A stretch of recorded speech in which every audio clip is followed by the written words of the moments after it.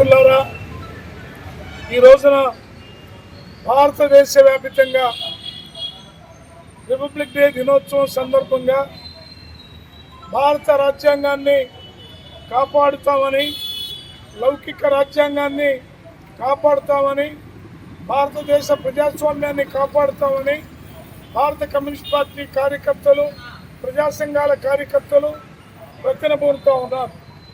రాబోయే రోజుల్లో నరేంద్ర మోడీ అనుసరిస్తున్నటువంటి ప్రజా వ్యతిరేక విధానాలు, రాజ్యాంగానికి తూట్లు పొడిచే విధానాలు, ప్రజాస్వామ్యాన్ని కూని చేసే విధానాలు, వీటన్నిటికీ వ్యతిరేకంగా పోరుబాటులో ముందుకు సాగాల్సినటువంటి అవసరం ఉన్నటువంటి నేపథ్యంలో ఈ రిపబ్లిక్ డే దినోత్సవం సందర్భంగా అంబేద్కర్ స్ఫూర్తితోటి ముందుకు సాగేటటువంటి దాంట్లో భాగంగా ఈ రోజు నుంచి భవిష్యత్ పోరాటాలకు మనం పునరంకితం కావాలని విజ్ఞప్తి చేస్తూ